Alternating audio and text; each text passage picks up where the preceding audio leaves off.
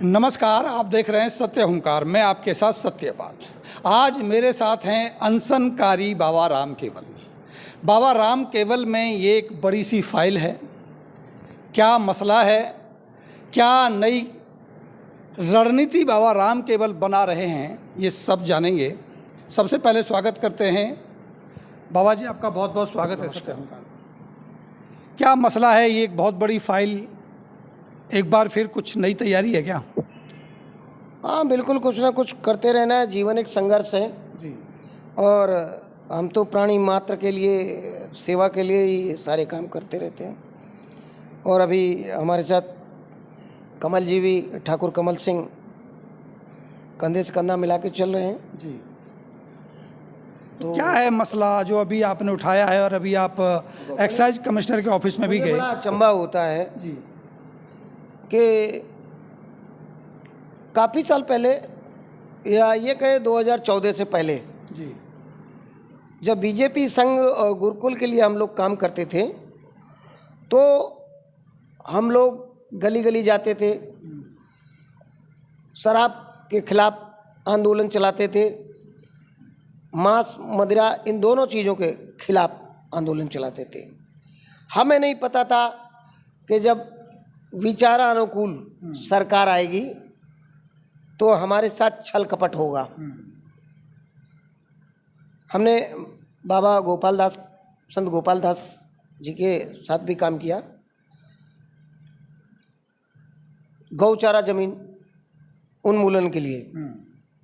लेकिन अफसोस होता है आज, और पीड़ा होती है कि शराब को इस सरकार ने, भाजपा सरकार ने अपना जो रेवेन्यू का वो जरिया बना लिया।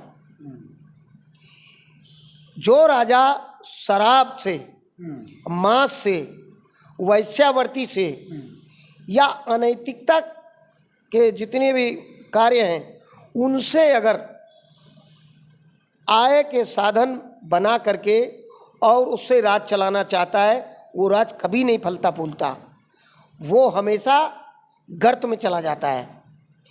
आज के संदर्भ में तमाम ठेकों की संख्या बढ़ती जा रही है, निरंतर बढ़ती जा रही है। अवैध भी बिक रही है। अवैध इसलिए बिक रही है कि ठेकों की संख्या ज़्यादा हो रही है। अगर शायद लिमिट में और उसमें कुछ दूरियों पर निर्धारित उसमें मात्रा में होते तो शायद ये कम होता। लेकिन जब हर कोने पे, हर नुक्कड़ में, गांव में, शहर में ये शराब का ठेका खुलेगा तो घर तो बर्बाद होने हैं, नौजवान पीढ़ी बर्बाद हो रही है। बाबा जी, आपको आश्चर्य नहीं होता है कि जिस हरियाणा को दूध दही का खाना और ये राज्य हरियाणा कहा जाता था, आज देखने में आ रहा है, जैसा कि आप जिक्र कर ही रहे हैं, कि हर 500 मीटर पे एक शराब का ठेका, और वो भी बहुत ही सुसज्जित तरीके से बनाया गया। अब वो कहावत बदल गई। पहले था दूध दही का खाना जिसका नाम हरियाणा, अब बदल गई है। दूध दही का खाना ये बदल के अब क्या हो गया है? शराब से पैसे कमाना और शराब से चुनाव लड़वाना और शराब से इस बर्बाद हरियाणा करवाना, ये बिल्कुल बदल चुका है। युवा पीढ़ी नशे की तरफ निरंतर गर्त में जा रही है। इसी संदर्भ को लेकर के आज हम जो आबकारी विभाग के कमिश्नर साहब हैं, विजय शर्मा जी, हम विजय शर्मा जी से मिलने चले गए और उन्हें एक नोटिस, या ये कहें कि अपनी वेदना बताने गए थे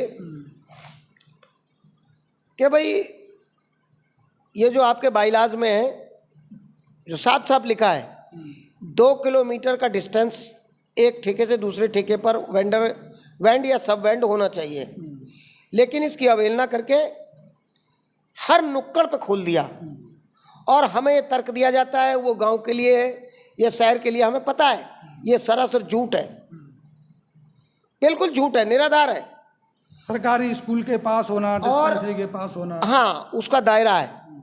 200 मीटर, और अगर कमिश्नर चाहे तो उसको 75 मीटर कर सकता है, लेकिन उसके लिए टर्म्स एंड कंडीशन है।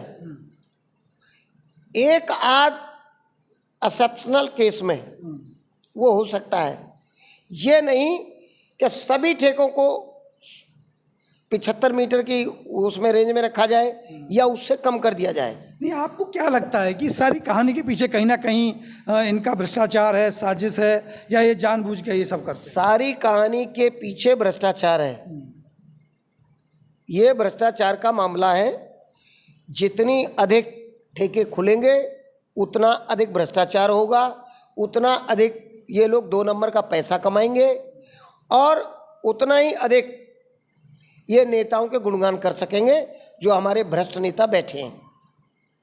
तो अभी आपकी क्या रणनीति है, अगली रणनीति क्या है? अभी आप ये शिकायत दे के आए हैं, इसके तो बाद हम ये दे के आए हैं, ये चिट्ठी महोदय को, और ये तमाम चिट्ठियाँ जो हैं वो हम जगह जगह भेज रहे हैं।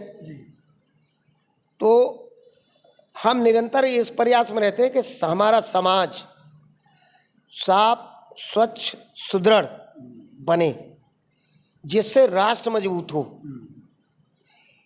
इस तरह नहीं हो सकता राष्ट्र मजबूत कि हम दोहरी नीति पर चलें, एक तरफ सड़कों पर नारे लगवाएं, झंडे। बाबा राम केवल तो राज्य को कमजोर कर रहे हैं ना, उनकी तो नीति जो है उसके रेवेन्यू कलेक्ट करने की आप चाहते हैं, रेवेन्यू कलेक्शन ना हो। हाँ, रेवेन्यू उसके और भी संसाधन है। ये संसाधन कौन सा है? आप कल को मांस पर कहेंगे तो वैसे तो नंबर 1 निर्यात में बना ही दिया है भाजपा सरकार में। अगर बीफ में हम बात करें तो नंबर 1 है। तो क्या इसी तरीके से, अब मुझे नहीं बोलना चाहिए फिर भी मुझे बोलना पड़ रहा है, क्या वैश्यावृत्ति से धन कमा के देश चलाएंगे? ये शराब से अगर चला सकते हैं और मांस की बिक्री से चला सकते हैं तो क्या वैश्यावृत्ति से भी चलाएंगे? बाबा राम केवल का मानना है गलत तरीके से धन कमा के सरकार चलाना भी उसी तरह है जैसे भ्रष्टाचार को बढ़ावा देना या गलत काम। बिल्कुल बिल्कुल। अनैतिक कार्यों से सरकार या देश ना चलाया जाए। समाज की हानि हो रही है, समाज निरंतर क्षीण हो रहा है। इसी को देखते हुए हमारी वेदना है कि जिस संस्कार और संस्कृति के दुहाई दे दे के सत्ता में बैठे, आज उसी का चीरहरण हो रहा है। ये ना किया जाए। हम चाहते हैं कि नशा मुक्त समाज बने। क्यों चलाते हैं अभियान, नशा मुक्त अभियान? जब देखो, जब आज नशा मुक्त अभियान, एक तरफ नशा मुक्त अभियान चल रहा है और दूसरी तरफ शराब बेचने का प्रावधान चल रहा है। और मेरा एक और मानना है कि हर अपराध की जड़ शराब है।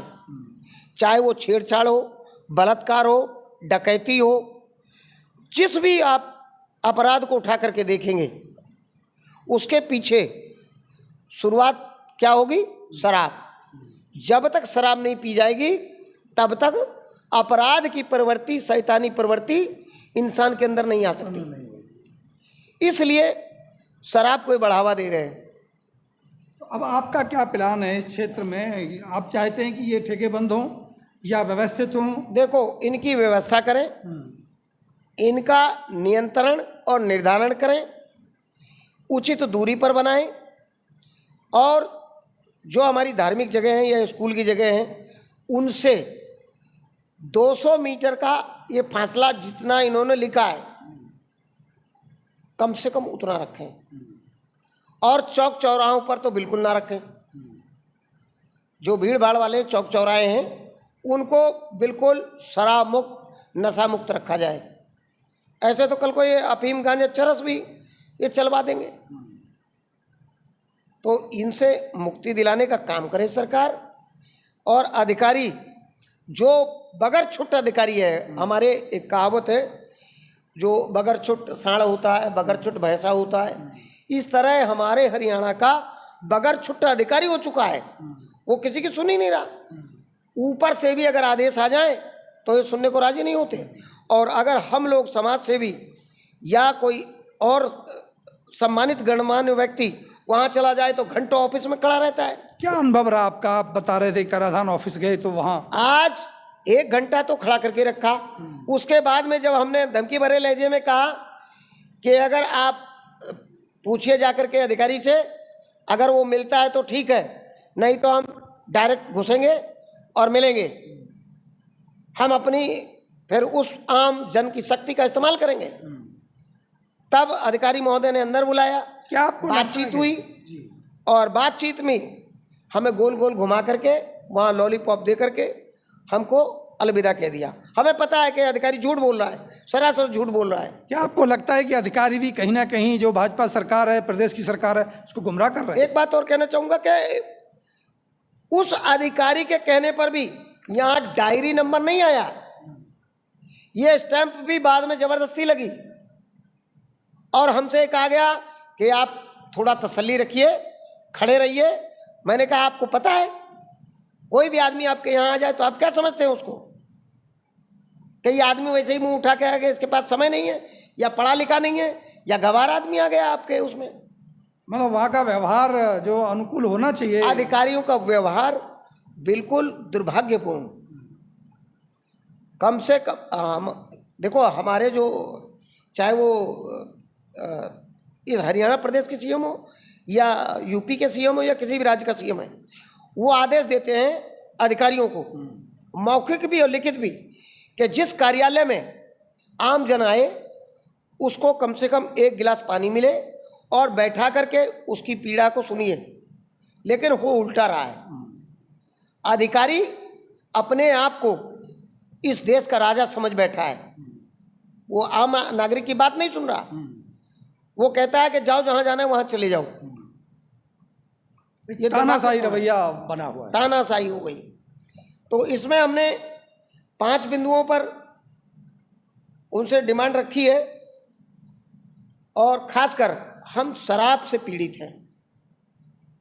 जिस तरह शराब का प्रचलन, ये बहन बेटियों के साथ छेड़छाड़, बलात्कार आए दिन हो रहे हैं, ये शराब की मेहरबानी है। डकैती अपराध शराब की मेहरबानी है। तो अब बाबा राम केवल की शराब के खिलाफ एक बड़ी मुहिम देखने को मिलेगी। हाँ, हमारे कुछ बच्चों ने ऑलरेडी चला रखी है, चाहे वो परमिता चौधरी हो, अभिषेक गोस्वामी हो, इन्होंने चला रखी है ऑलरेडी। लेकिन इसका व्यापक रूप देने के लिए अब हम धीरे धीरे मैदान में आएंगे। अगर हमारी नहीं सुनी सरकार ने तो आंदोलन करेंगे, धरने प्रदर्शन करेंगे। ठीक है, बहुत बहुत धन्यवाद। ये थे बाबा राम केवल जी, जो एक नई रणनीति बना रहे हैं। क्षेत्र के अंदर बढ़ रहे इस शराब माफियाओं के आतंक के ऊपर एक नई एप्लीकेशन बाबा राम केवल ने लगा दी है।